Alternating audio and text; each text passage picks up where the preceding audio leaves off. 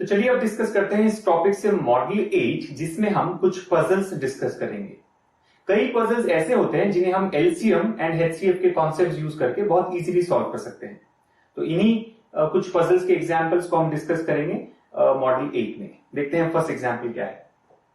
What is the least number of square tiles of uniform size required to pave the floor of a rectangular hall of length 20 meters and breadth 16 meter। तो question कुछ lengthy सा है, पहले इसे properly समझ लेते हैं। What is the least number of square tiles, least यानी minimum number of square tiles हमें यहाँ पर फाइंड आउट करने हैं, राइट। स्क्वायर टाइल्स यानी वो टाइल जो स्क्वायर के शेप में हो, राइट। ऑफ यूनिफॉर्म साइज, सभी स्क्वायर टाइल्स का साइज इक्वल होना चाहिए। required to pave the floor of a rectangular hall। pave the floor of a rectangular hall का मतलब क्या होगा, हमें इस हॉल की फ्लोरिंग करनी है, राइट, यानी टाइल्स बिछाने हैं इस फ्लोर पर। कौन से tiles? Square tiles of uniform size, right. ध्यान रहे सभी स्क्वायर टाइल्स का साइज एक ही होना चाहिए।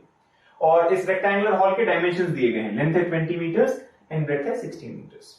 तो इसे पिक्टोरियली पहले समझ लेते हैं कि करना क्या है, राइट। जैसे कि आप देख सकते हैं एक रेक्टेंगुलर हॉल है यहां पर दिया गया एंड इसके डायमेंशन है 20 मीटर्स एंड 16 मीटर्स। तो जो लेंथ है ये है 20 मीटर्स एंड ब्रेड्थ दी गई है 16 मीटर्स, ऑलराइट।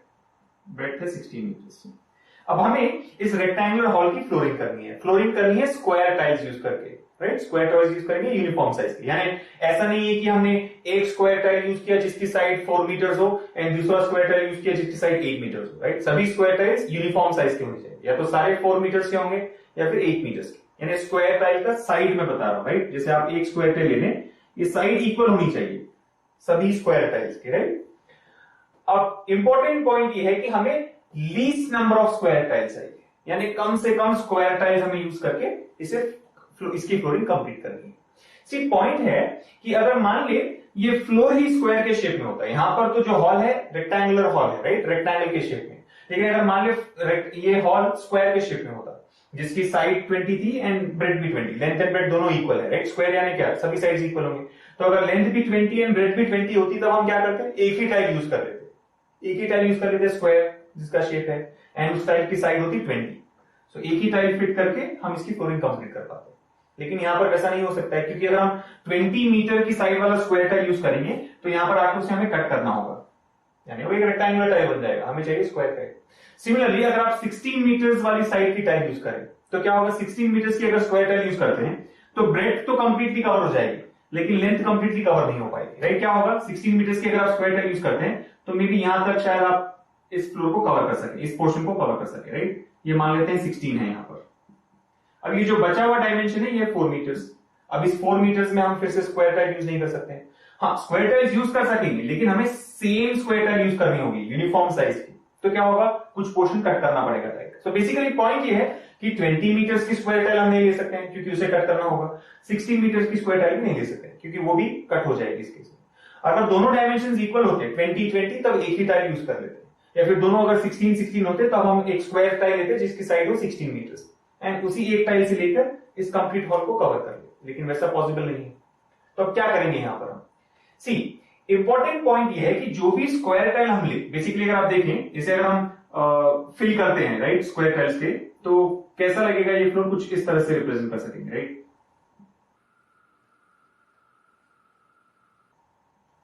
वैसे ये स्क्वायर टाइल्स लग नहीं रही है लेकिन अज्यूम कर लेते हैं कि ये सभी स्क्वायर टाइल्स है, राइट। ये सारे इक्वल स्क्वायर्स हैं, जो भी आप बॉक्सेस यहां पर देख रहे हैं ये सारे इक्वल बॉक्सेस हैं। बेसिकली हम जो भी साइज लें स्क्वायर टाइल का, राइट, अब ये सारे इक्वल है यानी सभी की साइड इक्वल है। तो पॉइंट ये है कि जो भी स्क्वायर टाइल का हम साइज लें वो लेंथ को बैलेंस करना चाहिए। नंबर ऑफ टाइल्स अगर हम लेंगे तो लेंथ प्रॉपर्ली बैलेंस होनी चाहिए, कुछ भी एक्स्ट्रा या कम नहीं होना चाहिए, राइट। एंड ब्रेड्थ भी बैलेंस होनी चाहिए, राइट, ब्रेड्थ भी बैलेंस होनी चाहिए, राइट। अब प्रॉपर्ली अगर आप इसे देखें, राइट, टेक्निकली से अगर समझने की कोशिश करें तो जो स्क्वायर साइड होगी या फिर जो स्क्वायर की जो साइड होगी वो 20 का एक फैक्टर होना चाहिए। 20 का एक फैक्टर होगा, राइट, क्योंकि अगर वो फैक्टर्स हम मल्टीपल टाइम लेंगे तो 20 से बैलेंस हो जाएगा, राइट। एंड 16 का भी फैक्टर होना चाहिए। सो बेसिकली जो भी साइड ले हम स्क्वायर का जो भी साइड कंसिडर करें वो 16 एंड 20 दोनों का एक कॉमन फैक्टर होना चाहिए। कॉमन फैक्टर होगा तभी हम इसे प्रॉपर्ली बैलेंस कर पाएंगे, अगर कॉमन फैक्टर ना हो तो बैलेंस नहीं होगा। जैसे अगर आप 10 ले लेते हैं, 10 20 का तो फैक्टर है लेकिन 16 का फैक्टर नहीं, यानी अगर स्क्वायर साइड लेंगे, जिसकी स्क्वायर टाइल लेंगे जिसकी साइड 10 हो, तो दो 10 मीटर्स वाले टाइल्स लेके लेंथ तो बैलेंस कर सकेंगे, लेकिन ब्रेथ बैलेंस नहीं हो पाएगी। सिमिलरली अगर आप 8 ले लेते हैं, राइट, साइड मान ले आप 8 ले लेंगे, तो क्या होगा, ब्रेथ बैलेंस करने के लिए हम दो टाइल्स लगा लेंगे यहाँ पर, 8 मीटर्स एंड देन 8 मीटर्स, लेकिन लेंथ बैलेंस नहीं होगी, लेंथ कवर नहीं होगी। सो पॉइंट ये है कि 20 एंड 16 दोनों का फैक्टर होना चाहिए, राइट, जो भी साइड हम कंसिडर करें 20 एंड 16 का फैक्टर होगा। अब इंपॉर्टेंट पॉइंट ये है कि क्वेश्चन में जैसे आप देख सकते हैं, what is the least number of square tiles, जो स्क्वायर टाइल्स है वो कम से कम होनी चाहिए। अब स्क्वायर टाइल्स अगर कम से कम हो तो जो साइड है स्क्वायर टाइल की वो ज्यादा से ज्यादा होनी चाहिए, क्योंकि जितनी लंबी साइड होगी उतने कम टाइल्स लगेंगे, जितनी छोटी साइड होगी उतने ज्यादा टाइल्स लगेंगे।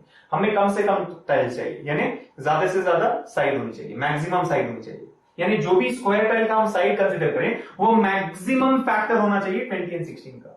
अभी तक हमने क्या देखा था कि जो भी साइड हम लें स्क्वायर टाइल की वो 20 एंड 16 का फैक्टर होना चाहिए, लेकिन अब हम कह रहे हैं कि मैक्सिमम फैक्टर होना चाहिए। मैक्सिमम फैक्टर किस लिए? क्योंकि हमें लीस्ट नंबर ऑफ टाइल्स चाहिए। तो बेसिकली हम कह सकते हैं कि जो साइज होगा स्क्वायर टाइल का, right, size of square tile, ये बहुत ही स्टैंडर्ड क्वेश्चन है, हमेशा इसी फॉर्मेट में पूछा जाएगा, तो आपको सिर्फ कुछ पॉइंट्स याद रखने हैं इसे सॉल्व करने के लिए। So size of square tile क्या होगा? Factor of length and breadth, right, common factor of length and breadth. हम कह सकते हैं कॉमन फैक्टर होना चाहिए लेंथ एंड ब्रेथ का, common factor of length and breadth. So length and breadth का जो भी कॉमन फैक्टर हो वो हम साइड ले सकते हैं, लेकिन क्योंकि हमें मिनिमम टाइल्स चाहिए हमें मैक्सिमम कॉमन फैक्टर लेना होगा, राइट। कॉमन फैक्टर हम जानते हैं क्या होगा, मैक्सिमम कॉमन फैक्टर क्या होगा? मैक्सिमम यानी highest common factor. So basically largest size of square tile,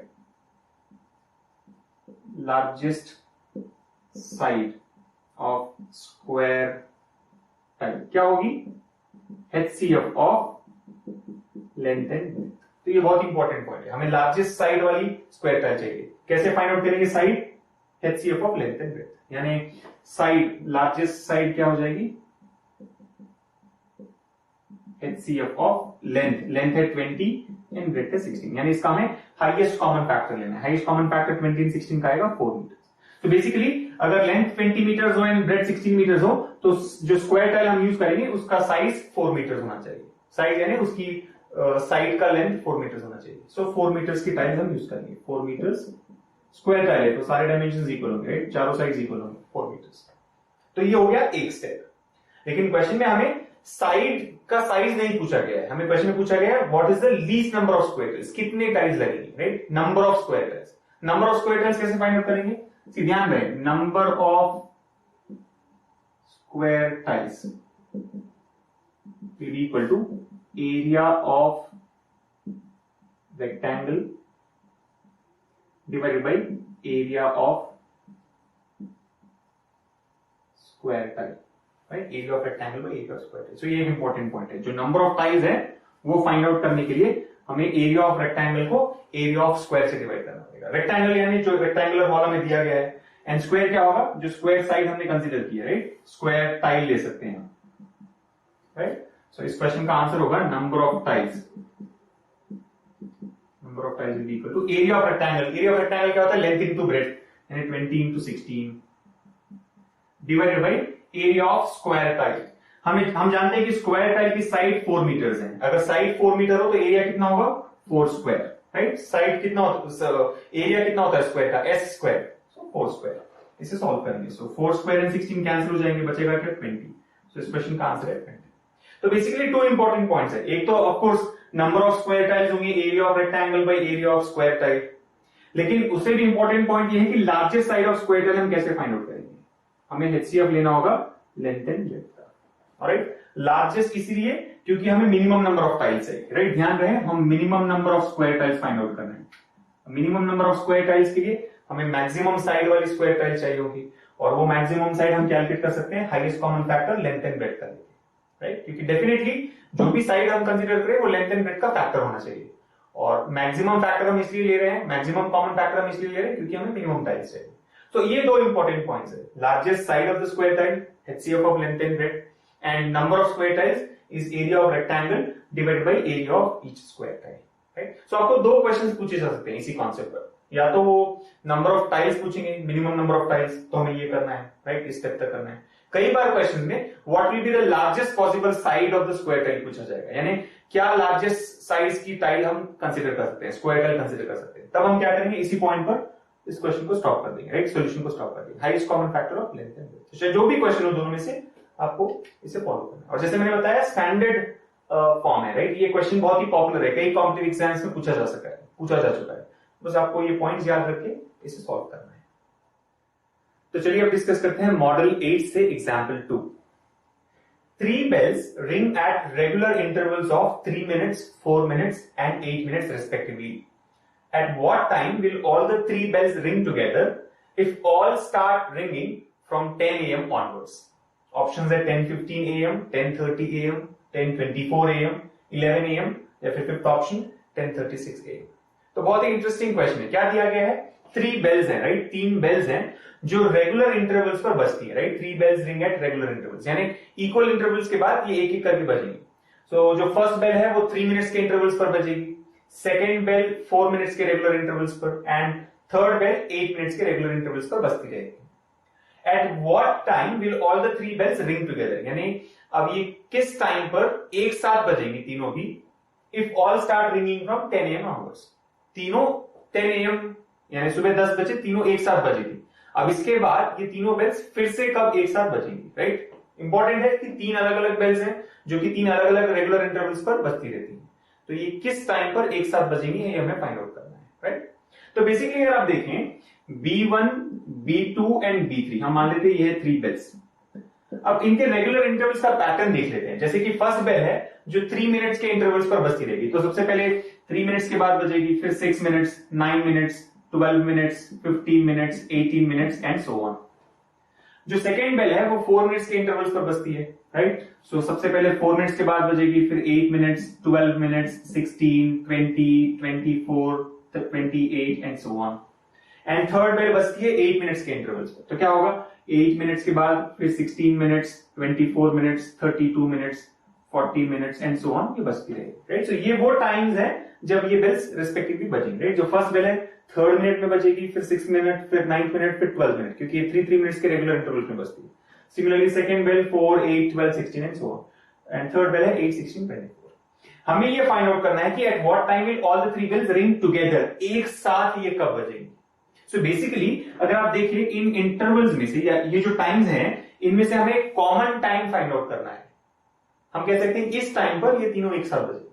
तो अगर आप देखिए बेसिकली हम यहां पर इनका मल्टीपल्स लिए हैं, राइट। 3 के मल्टीपल्स हैं, ये 4 के मल्टीपल्स हैं, ये 8 के मल्टीपल्स है, जो कि इन बेल्स के रेगुलर इंटरवल्स है, राइट, जिन पर ये बजती हैं। तो इनके मल्टीपल्स लिए हमने, हमें इसका कॉमन मल्टीपल फाइंड आउट करना है, या फिर हम कह सकते हैं कि least common multiple find out करना है, क्योंकि 10 o'clock को ये एक साथ बजेगी, इसके बाद नेक्स्ट कब बजेगी, यानी इमीडिएटली नेक्स्ट यानी लीस्ट कॉमन मल्टीपल।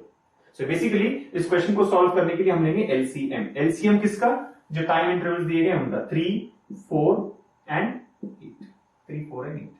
और हमने डिस्कस किया है कि जब भी एलसीएम हम फाइंड आउट करते हैं, अगर कोई एक नंबर किसी दूसरे नंबर का फैक्टर हो, जैसे कि इस केस में आप देख सकते हैं 4 8 का फैक्टर है, तो उसे हम नेग्लेक्ट कर सकेंगे। सो हमें 3 एंड 8 का एलसीएम लेना है, राइट। और क्योंकि 3 एक प्राइम नंबर है, डायरेक्टली हम कह सकते हैं कि इसका एलसीएम 3 इंटू 8 24 होगा।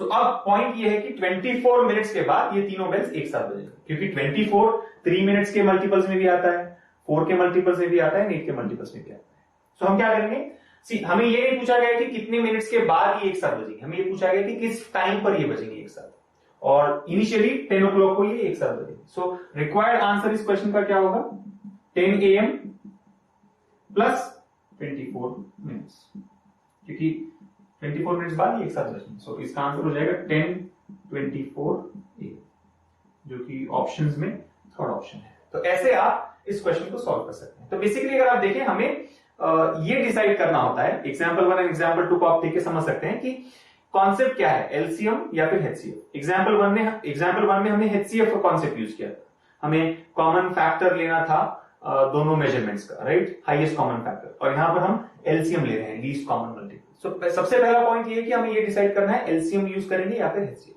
एंड उसके बाद क्वेश्चन को इजीली सॉल्व कर सकेंगे, राइट। एक हिंट यहां पर ये है कि जो भी क्वेश्चंस मेजरमेंट्स पर बेस्ड हो, राइट, उनमें हम जनरली HCF का कॉन्सेप्ट यूज कर सकते हैं। जैसे कि आप एग्जांपल वन अगर आप कंसीडर करें, हमें साइड्स दी गई थी, हमें मैक्सिमम साइड फाइंड आउट करनी थी, number of tiles find out करनी, तो बेसिकली मेजरमेंट का केस था, लेंथ है, ब्रेड्थ है, हमें कॉमन फैक्टर लेना है, राइट। मेजरमेंट क्या मेजर होगा जो टाइल है उसका, ताकि हम minimum number of tiles use कर सके। तो जो मेजरमेंट वाले क्वेश्चंस होते हैं उनमें हम HCF का कॉन्सेप्ट यूज करते हैं।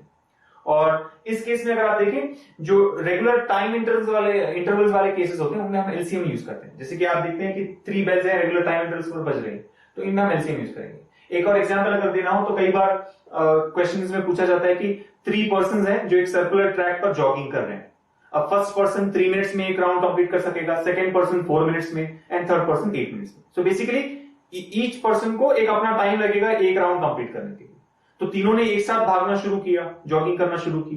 अब कितने मिनट्स के बाद ये एक साथ वापस स्टार्टिंग पॉइंट पर मिलेंगे।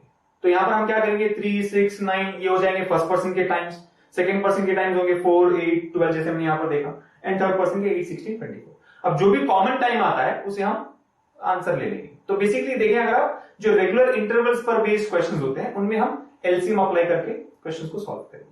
तो बहुत ही इंटरेस्टिंग मॉडल है, मॉडल 8, जिसमें बेसिकली पजल्स टाइप क्वेश्चंस हमने डिस्कस किए, right. So most important point HCF या LCM ये डिसाइड करें, एंड उसके बाद आप सॉल्व कर सकते हैं। तो इस मॉडल के साथ LCM एंड HCF का ये इंपॉर्टेंट टॉपिक यहीं पर कंप्लीट होता है। I will see you in the next session. Thank you.